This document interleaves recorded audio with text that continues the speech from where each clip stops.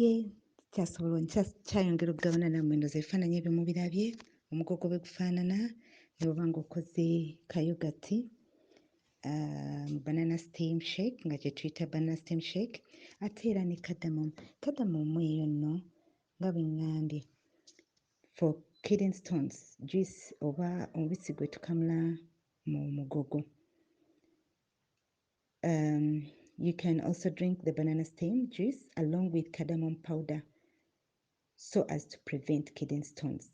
Cardamom acts as potent detoxifier for the body.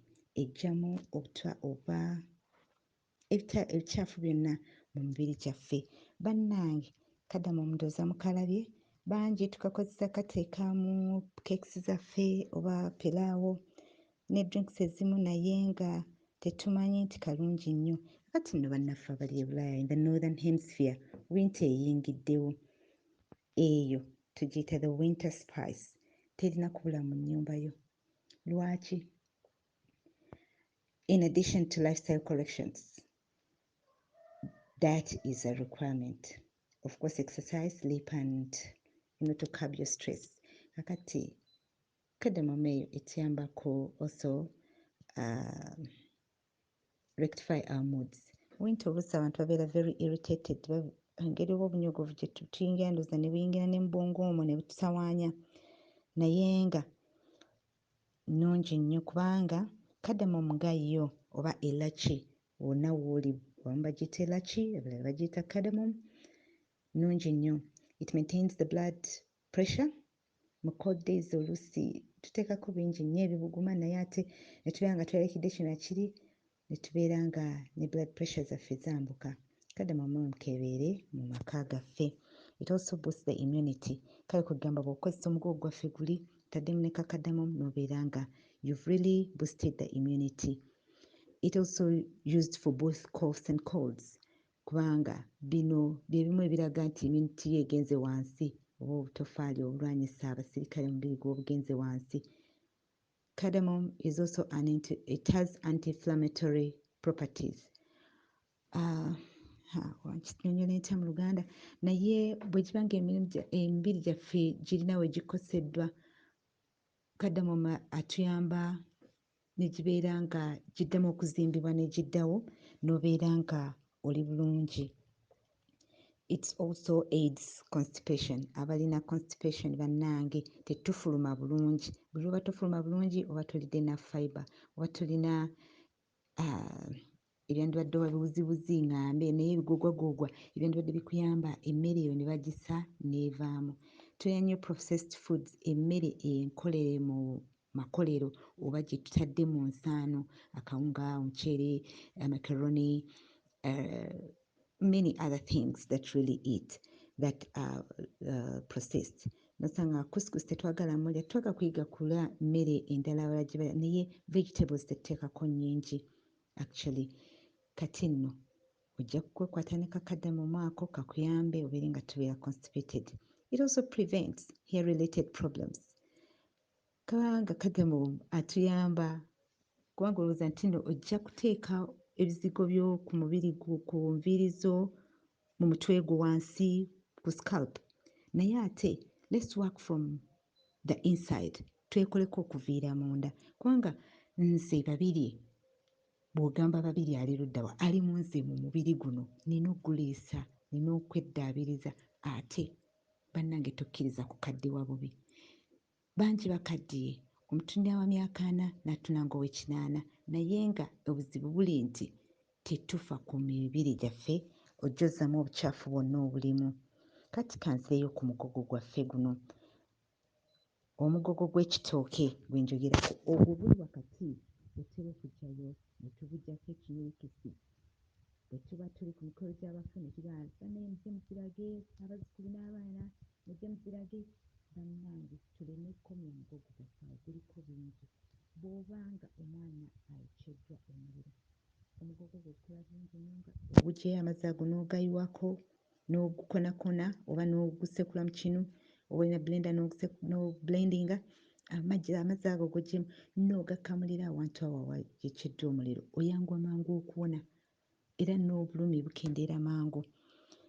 kati tulina bannaffe ababeera ne acidi omungi mu mubiri. Banana stems helps in treating hyperacidity. Acidi nga mungi mu mubiri ndoza kyemba njogera naye nga tubeera n'ekikeeto heartburn. So banana stem regulates the acid levels in our bodies. It works best when consumed on an empty stomach. Nga kyosooseeyo kyokka. Gutegeke bulungi omugogo gwogwo oggyemu kajuisaako okanywe oba busaleesale obufumbeko amazzi ago ganywe nabwo obulye. It also helps, the banana stem helps in the detoxification, okuggyamu obutwa, flushing out toxins from our body. Obukyafu ne buvaamu ne tubeera nga tuli bulungi era nga twewulira bulungi. Nagambye tulina endwadde eziwerako. Emu ye ya UTI, urinary tract infections. Banana stem is a very effective way of treating urinary tract infections, UTI. The presence of vitamin B6 and potassium and the diuretic properties help to fight urinary infections. Tugunywe bangi bakaba kandida abangi bakaba teredde wansi eyo. Bannange katweddaabirize omugogo tugwekwate. Bangi babeera ngenda mu ddwaliro naye ate kankyogereko urinary tract infections as well ne infections ziri just mu mubiri. Bangi enjala zaffe abakyala twagala zisala ne zibeera nga mpanvu nnyo naye buli lw'onaaba totukula bulungi ate n'obukyafu buli wonna w'okutte bubeera mu njala ezo. Bannange infections tuziggyeko tubeere abayonjo. Abakyala tubeere abayonjo, ffe tukwata mu mmere. N'abaami eri abavubuka tebaagala kusala njala. Bannange tusale enjala, tekiraga bugunjufu nga tosala njala. Omuntu n'ajja n'akutunaako waakubuuza bw'ati n'oleeta engalo mbukwate mu ngalo. Naddala kati abamu mwaddamu okukwata mu ngalo naye nno obulwadde bungi obuyitira mu ngalo ezo. Mutusonyiwe abatatera kwagala bakwata mu ngalo ne tubonga obonzi oba ne manyi Abayindi oba Abajapaani balina engeri gye bakwata ebibatu byabwe n'onzika omutwe. Bannange waliwo ebintu ebingi bye tulina okuyigira ku balala ebituyamba okubeera abalamu naye nga omugogo gwo mulungi nnyo for the UTIs. Kakati tukoze tutya juice yaffe eya banana stem. Omubisi ogwo tugukola bwe tuti.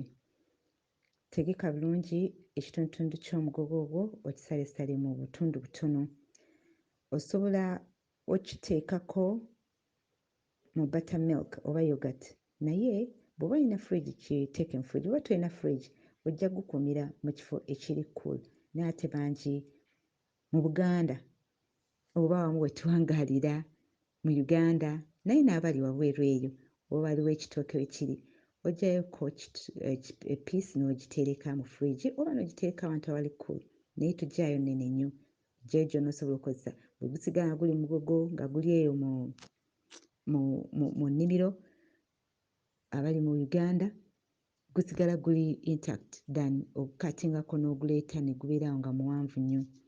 Kakati osobola oguteeka mu kinu n'ogusekula n'oggyamu amazzi ago oba n'oguteeka mu blender n'oteekamu kayogati bw'oyagala kola shake.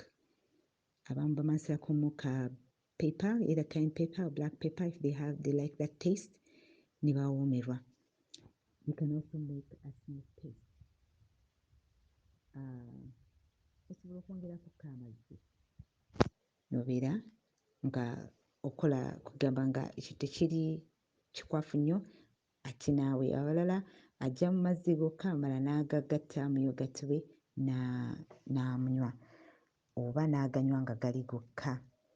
Naye nga bannaffe abali mu Thailand, abali mu Indonesia, Malaysia batera okuyita ku some of the stores nga mubulaba butonotono babutunda oba nga bakugamba banana stem shake naye nga togitegedde naye nga guyamba nnyo okuzimba obutofaali bwaffe mu mibiri, body cells, ne tubeera nga tuli balamu ate era it improves the metabolism.